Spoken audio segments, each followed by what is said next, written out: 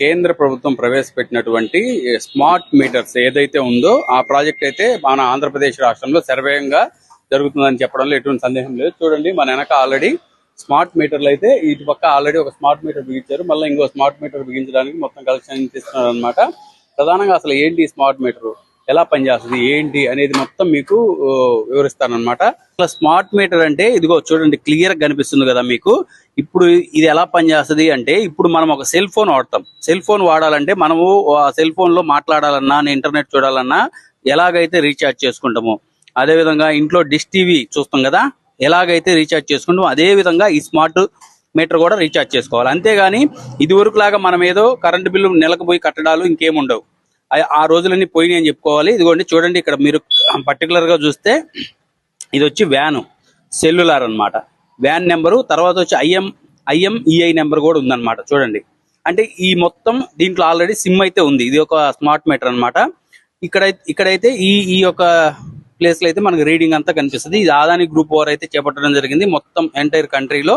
అదనమాట, ఇక్కడ నుంచి ఎవరైనా ఇంట్లో కరెంటు వాడుకోవాలన్నా ప్రస్తుతానికైతే ఈ యొక్క ప్రాజెక్టు మొట్టమొదటిగా గవర్నమెంట్ కార్యాలయాల్లో చేపట్టారు. తర్వాత వచ్చేసి కమర్షియల్ ఎక్కడైతే షాపులు ఉంటాయో వాటికైతే స్మార్ట్ మీటర్లు అయితే బిగిస్తున్నారు. అతి త్వరలో, ఇంకెన్నో రోజుల్లో లేదు, అతి త్వరలో మన గృహాలకు కూడా ఈ యొక్క స్మార్ట్ మీటర్లు అయితే రాబోతున్నాయి అనమాట.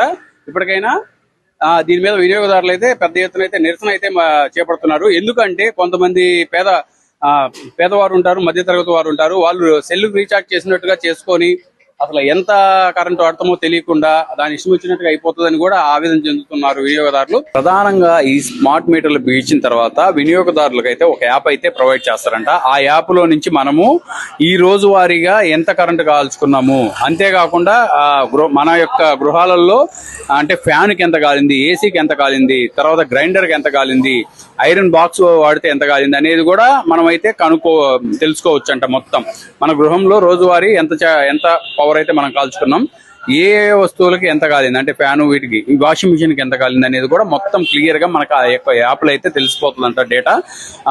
మొత్తం వీళ్ళు స్మార్ట్ మీటర్స్ బిగించే వాళ్ళు అయితే మనకైతే చెప్పడం జరిగింది. ఇదైతే ఇంతవరకు అయితే బాగుంది. ఇంకొక విషయం ఏంటంటే, మన గృహంలో పొరపాటున ఏమన్నా కరెంటు కానీ సప్లై ఆగిపోతే మనమేమి ఎవరికి ఇంటిమేషన్ ఇవ్వాల్సిన పని లేదు. వాళ్ళకి ఆల్రెడీ అక్కడ సిగ్నల్స్ వెళ్ళిపోతాయంట. వాళ్ళు వచ్చి అసలు ఏమైంది ఏంటి అనేది కూడా మొత్తం చెక్ చేస్తారు. వాళ్ళే చెప్పడం జరిగింది టెక్నీషియన్స్ మనకి. ఇది ప్రధానంగా చూస్తే ఒక రకంగా ఉపయోగకరంగానే ఉంది వినియోగదారుడికి. ఇంకొక రకంగా చూస్తే చాలా అయితే అనుమానాలు అయితే రేగుతున్నాయి వినియోగదారులకి. ఈ స్మార్ట్ మీటర్స్ గృహాలలో వినియోగించుకునేటప్పుడు చాలా లోపాలు అయితే ఉన్నాయని మనకైతే తెలుస్తుంది క్లియర్ గా. టెక్నీషియన్స్ వాళ్ళ యొక్క మాటల్లో కూడా మనం విన్నాం అనమాట. ఎలాగంటే మీకు చిన్న ఎగ్జాంపుల్ చెప్తా. ఇప్పుడు ఫర్ ఎగ్జాంపుల్ ఒక ఇంట్లో 2 ఏసీలు ఉన్నాయంటే మనం కామన్ గా ఏసీలు కానీ ఏదైనా మన ఇంట్లో గృహ అవసరాల కొరకు మనం ఓన్లీ వన్ ఫేస్ మాత్రమే వాడతాం అనమాట.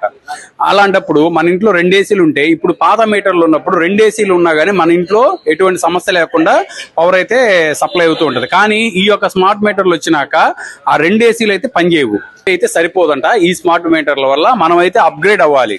అంటే 2 కానీ 3 kV అయితే కంపల్సరీ తీసుకోవాలి. అలాంటప్పుడు ఏమవుతుంది, మనం 1 kVలో మనకు వచ్చే ఛార్జెస్, పవర్ బిల్లులు ఏదైతే ఉన్నాయో తక్కువ ఉంటాయి.